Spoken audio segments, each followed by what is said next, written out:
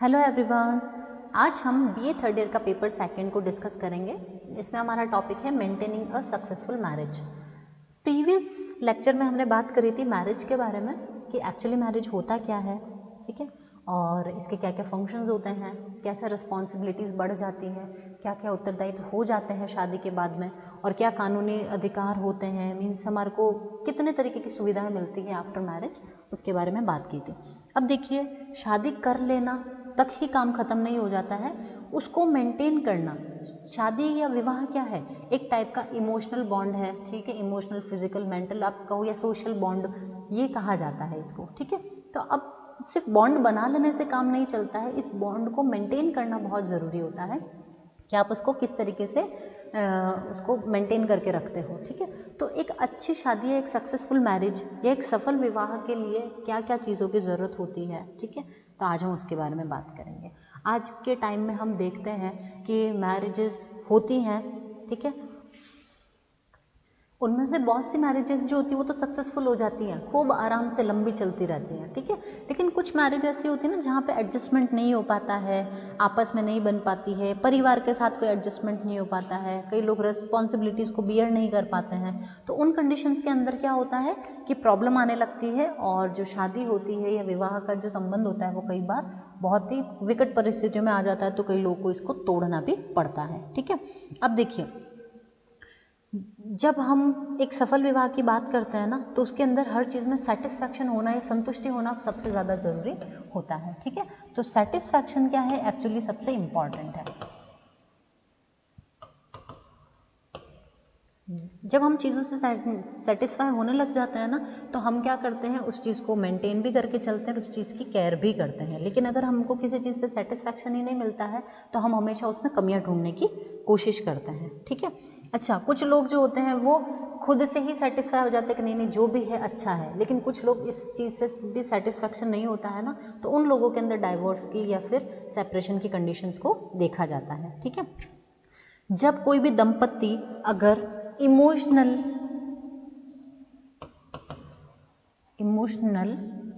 Balanced है, ठीक है, ठीक है, या फिर अगर स्टेबल है, इमोशनली स्टेबल है अगर उनका रिश्ता, ठीक है, या फिर इमोशनली स्टेबल है या बैलेंस है, तो उस कंडीशन के अंदर जो मैरिज होती है ना, वो एक सक्सेसफुल मैरिज कहलाती है, ठीक है। और आजकल हम देखते हैं ज़्यादातर लोग अपनी मैरिज से सेटिस्फाइड नहीं होते हैं, ठीक है। तो कभी कभी क्या होता है कि इनको आपस में बड़ी परेशानी होती है, कभी बहुत ज़्यादा दुख ही होते हैं, कभी बहुत ज़्यादा अनअफेक्टेड या ऐसा अफेक्टेड फील करते हैं ये लोग, ठीक है, कि क्या चीज़ गलत है क्या चीज़ सही है ये समझ नहीं पाते हैं, है ना। बहुत सारे ऐसे वेज होते हैं, तरीके होते हैं जिसके द्वारा जो शादी होती है वो संतोषजनक हो सकती है। देखो, बहुत सारे फैक्टर्स होते हैं ना, वो क्या करते हैं, एक सेटिस्फाइड जो मैरिज लाइफ होती है उसको अच्छा बनाने में या उसको अच्छा बनाने में अपना योगदान देते हैं, ठीक है। जैसे कि अगर आपस में प्रेम होता है, ठीक है, आपस में विश्वास होता है, जो कपल है एक दूसरे को बराबर टाइम देते हैं, एक दूसरे पे कॉन्सेंट्रेट करते हैं, अपनी बात को सुनते हैं, ठीक है, एक दूसरे का साथ देते हैं, साथ ही साथ में थोड़ा इनके अंदर थोड़े फ्रैंक हो, थोड़ा खुलापन होना चाहिए, ऑनेस्टी होनी चाहिए, एक दूसरे के प्रति रेस्पेक्ट या सम्मान होना चाहिए, ठीक है। अपने विचार विमर्श जो भी होते हैं दोनों को बैठ के करना चाहिए, साथ ही अपने विचारों को साझा करना चाहिए, है ना। अपनी जो, और कभी कभी कॉम्प्रोमाइजिंग सिचुएशंस भी आती हैं, तो उन जगहों पर कॉम्प्रोमाइज़ करने का भी हमको इस चीज़ का भी ध्यान रखना चाहिए, ठीक है। तो ये बहुत सारी चीज़ें होती है जो कि एक अच्छी मैरिज को या आपको मैरिज से सेटिस्फैक्शन दिलाने का काम करती है, ठीक है। ये बहुत सारे फैक्टर्स हैं, तो अगर हम इनको फॉलो करते हैं या इन फैक्टर्स के साथ साथ चलते हैं ना, तो मैरिज सक्सेसफुल होगी।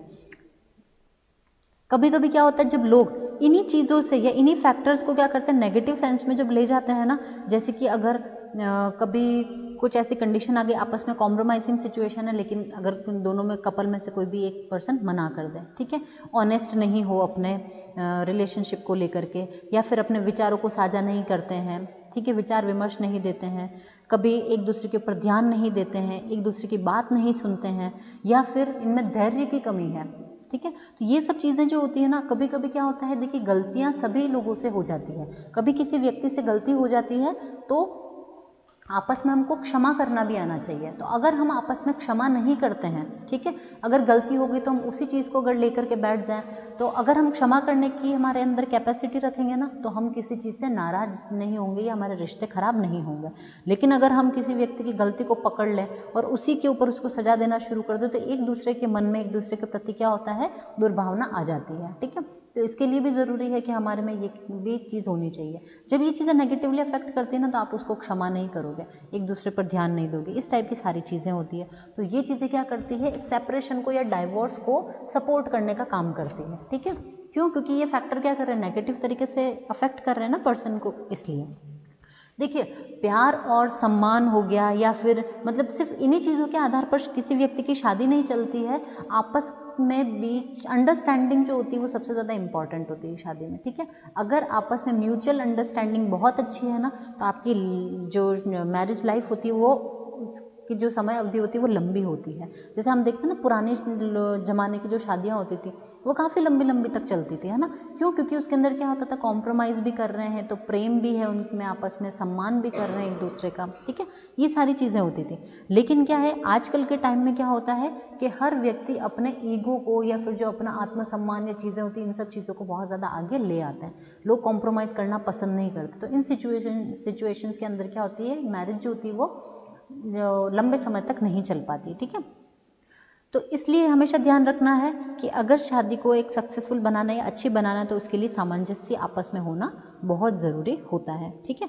तो इसके लिए देखिए, हम बहुत सारी चीज़ों को ध्यान में रख सकते हैं। हम क्या क्या ऐसे एफर्ट्स कर सकते हैं जिसके द्वारा हम जो मैरिज है उसको सक्सेसफुल बना सकते हैं, लाइफ में सेटिस्फैक्शन को अचीव कर सकते हैं, ठीक है, और एक दूसरे को समझ सकते हैं। ऐसी बहुत सारी चीज़ें होती है, ठीक है। तो इसके लिए कुछ पॉइंट्स हैं। जैसे हम पहले पॉइंट पर बात करें तो वो है कन्वर्जेशन, ठीक है। कन्वर्सेशन का मतलब होता है बातचीत करना, एक दूसरे के विचारों को साझा करना, एक दूसरे की बात को समझना, ठीक है। कन्वर्सेशन आप कभी भी चाहें तो जब अकेले में होते हैं तो बैठ करके एक दूसरे से बात करें, अपनी प्रॉब्लम्स के बारे में बात करें। हम जो काम करें, जैसे कि फीमेल अगर वर्किंग है या मेल वर्किंग है, तो इन लोगों को बहुत ही कम टाइम मिलता है आपस में बैठ के बात करने का, ठीक है। तो जब भी टाइम मिलता है तो बैठ करके आपस में अपनी पर्सनल लाइफ के बारे में बात करनी चाहिए। और जो प्रोफेशनल लाइफ में अगर कोई प्रॉब्लम आ रही है या खुद की लाइफ में भी कोई प्रॉब्लम फेस करो, तो उसके बारे में बात करो, ठीक है। तो एक व्यक्ति जब अपनी समस्या बताएगा तो दूसरा उसको उसका समाधान बताएगा। तो इससे क्या होता है, बॉन्ड जो होता है वो मजबूत होता है दोनों के बीच का, ठीक है। तो इसलिए कन्वर्सेशन जो होता है वो बहुत ही ज़्यादा ज़रूरी होता है।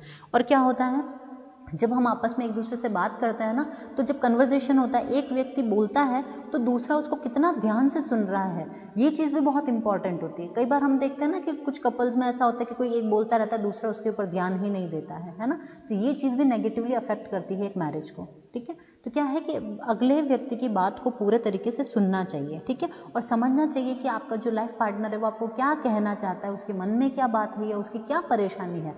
और जहाँ तक हो सके अगर आप उसको हल कर सकते हो तो पूरा प्रयास करना चाहिए, पूरे एफर्ट्स के साथ में उसको सॉल्व करना चाहिए, उसको ठीक करना चाहिए, ठीक है। तो आप चाहो तो देखो, जो भी बात करते हैं हमेशा ओपन होकर के, खुले होकर के इस बारे में बात करनी चाहिए। अच्छा, हमेशा अफेक्शन रखना चाहिए, ठीक है, स्नेह रखना चाहिए आपस में। और ठीक है, इसी के साथ ही साथ में हम अगर हमको अफेक्शन शो भी करना चाहिए। जैसे कि देखिए, मेल है फीमेल है, कहते हैं ना कि एक गाड़ी के दो पहिए हो, ठीक है। जीवन जो पति पत्नी होते हैं ना, एक गाड़ी के दो पहिए होते हैं, इनमें से अगर एक भी ना हो तो क्या होगा कि जीवन की जो गाड़ी वो सही रूप से नहीं चल पाएगी या बीच में ही लड़खड़ा करके टूट जाएगी, ठीक है। तो क्या है कि अगर जैसे वाइफ और हस्बैंड है, जैसे कि आपस में एक दूसरे के प्रति अफेक्शनेट रहना चाहिए कि आपने अगर मेरे लिए किया तो उसके लिए थैंक्स, या आप उसके लिए आप उसको अपना आभार बता सकते हो, ठीक है, आभार व्यक्त कर सकते हो। जैसे हस्बैंड ने जो अपनी वाइफ है उसके किसी काम में उसकी मदद कर दी है, ठीक है, तो फीमेल को उसके प्रति अफेक्शनेट होना चाहिए कि थैंक्स, आपने मदद करी है तो उससे मेरा काम आगे की तरफ निकला है। कई बार ऐसा होता है ना कि हम एक दूसरे के प्रति अफेक्शन शो नहीं करते हैं। अफेक्शन शो करने से क्या होता है, एक्चुअली हम व्यक्ति की इंपॉर्टेंस हम दे रहे हैं उसको। तो जब हम लोगों को इंपॉर्टेंस देते हैं तो उनको हमसे अच्छा लगता है, तो बॉन्ड इससे भी मजबूत होता है, ठीक है। मेल है या जो हस्बैंड है उसको अपनी वाइफ के प्रति अफेक्शनेट होना चाहिए, जैसे कि वो सुबह के लिए रेडी होकर के ऑफिस जाता है, ठीक है, तो उसके कपड़े प्रेस करके देना, उसको टॉवल पकड़ाने से लेकर के उसके सॉक्स तैयार रखने तक, उसका लंच तैयार रखने तक, ठीक है, उसका बैग तैयार रखने तक का ये सारे के सारे काम जो होती है वो फीमेल खुद करती है। साथ ही उसके बच्चों की अच्छी देखभाल करना, बच्चों की अच्छी पढ़ाई करवाना, ये भी सारे काम करती है। तो अगर फीमेल नहीं होगी ना तो ये सारी रिस्पॉन्सिबिलिटीज़ कौन उठाएगा, है ना। तो इसके लिए हस्बैंड को उसकी वाइफ के प्रति अफेक्शनेट होना चाहिए, उसको इंपॉर्टेंस देनी चाहिए, उसको आभार जताना चाहिए कि हाँ आपकी मदद है तभी मैं इन सब चीज़ों को कर पा रहा हूँ या हम एक अच्छी लाइफ जी पा रहे हैं, अन्यथा हम नहीं जी पाते हैं। तो एक दिन में एक बार आपको किसी न किसी चीज़ के लिए अफेक्शन शो करना चाहिए, ठीक है। ये भी एक सक्सेसफुल मैरिज को मेंटेन करने में हेल्प करता है, ठीक है। देखिए हमेशा एक दूसरे के लिए टाइम निकालना चाहिए, ठीक है। दोनों कपल जो होते हैं ना उनको हमेशा ऐसा है कि पूरे दिन में आप कुछ ऐसा टाइम निकालो जो आप अकेले आप उसको मतलब स्पेंड करो, ठीक है। हस्बैंड और वाइफ जैसे बच्चे बाहर खेलने के लिए चले गए, घर में कोई नहीं, तो आप आपस में बैठ करके बात कर सकते हो, ठीक है, क्वालिटी टाइम स्पेंड कर सकते हो, अपने पुराने टाइम के बारे में बात कर सकते हो, कहीं पे घूमने जाने का प्लान बना सकते हो, कोई डेट प्लान कर सकते हो कि हस्बैंड वाइफ दोनों लंच या डिनर के लिए कहीं अकेले बाहर जाते हैं, तो वो एक्चुअल में एक दूसरे को टाइम दे पाते हैं, एक दूसरे को समझ पाते हैं। क्योंकि क्या होता है ना कि जैसे जैसे शादी की उम्र बढ़ती जाती है ना, उम्र मतलब शादी को कई साल होते रहते हैं ना, तो शुरुआत में तो बहुत चाम रहता है, तब तक तो लोग कपल दोनों एक दूसरे को बहुत टाइम देते हैं। लेकिन जैसे 5 साल 7 साल या 10 साल हो जाते हैं, इसके बाद ये सब चीज़ें खत्म हो जाती है, क्योंकि फीमेल्स और हस्बैंड जो था पैसा कमाने में, बच्चों की परवरिश करने में, घर संभालने में, घर की रिस्पॉन्सिबिलिटीज़ को उठाने में इतने बिजी हो जाते हैं ना, तो खुद को या अपने रिश्ते को टाइम नहीं दे पाता है, ठीक है। तो उनको हमेशा इस चीज़ के लिए तत्पर रहना चाहिए कि अगर कभी भी फ्री टाइम मिलता है तो खुद के लिए अपने क्वालिटी टाइम को स्पेंड करें, साथ में कहीं घूमने के लिए जाएँ, ठीक है, ऐसा कर सकते हैं। या फिर और अपनी कंपनी का आप इंजॉय कर सकते हो एक दूसरे की कंपनी को, ठीक है। अपना पर्सनल टाइम या फिर कुछ अपने लिए क्या करना चाहिए, अपना एक पर्सनल टाइम आपको रिजर्व करके रखना चाहिए, ठीक है।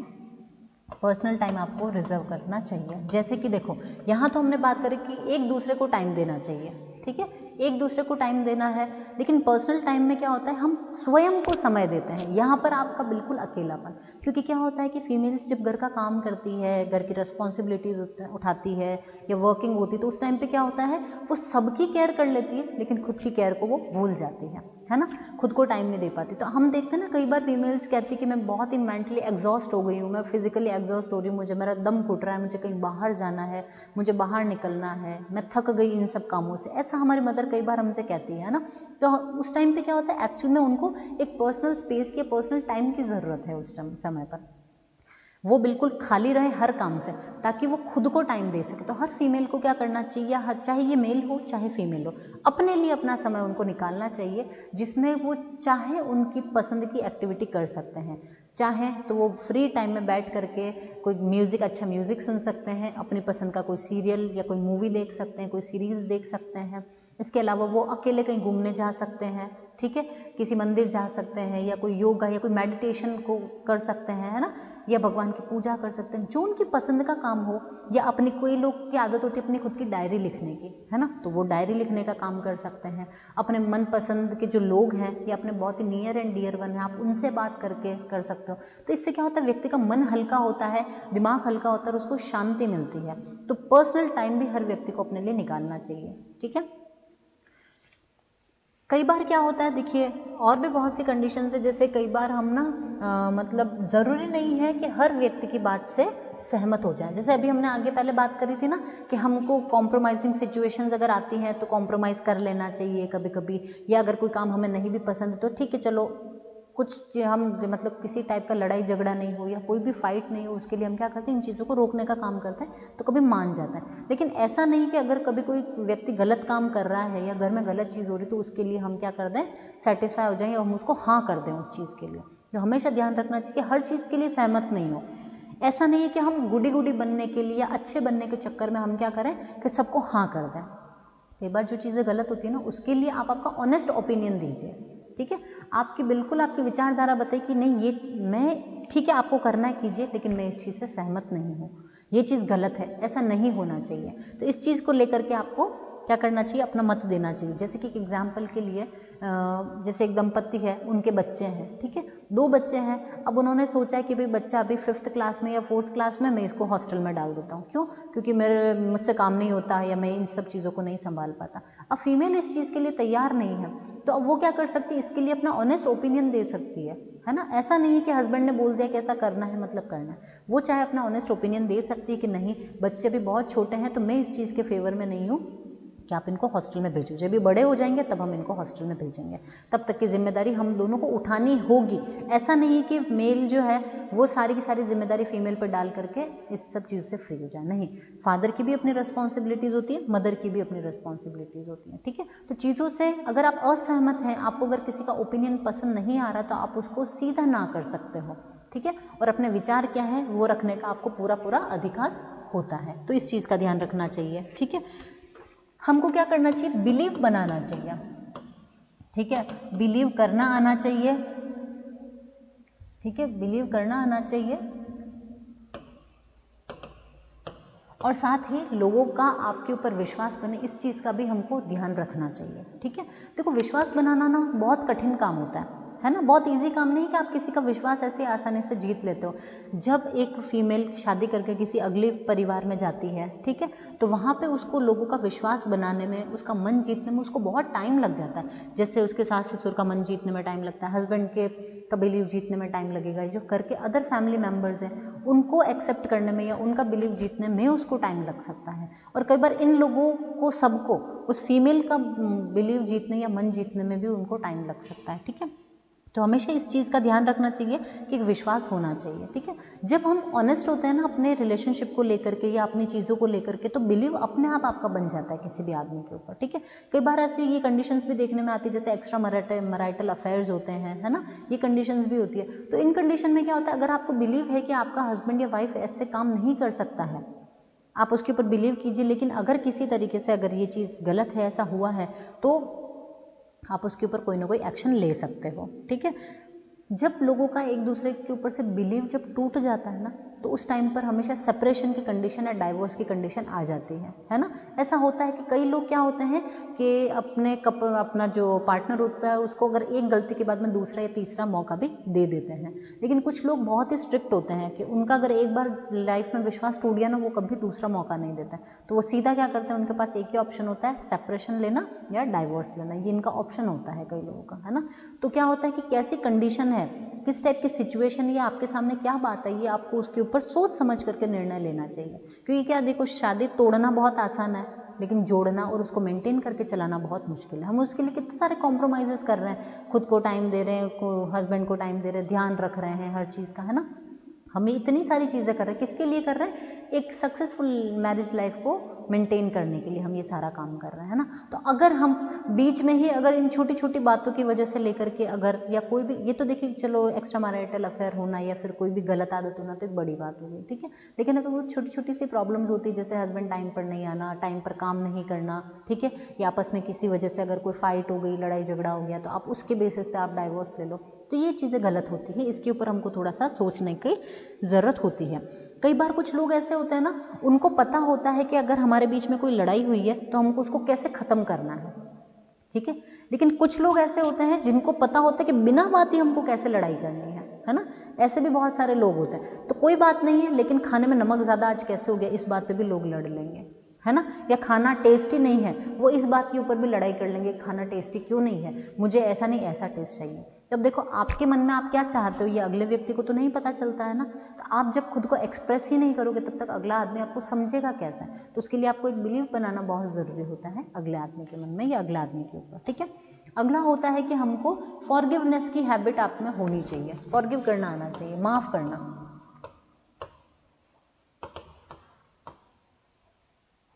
ठीक है।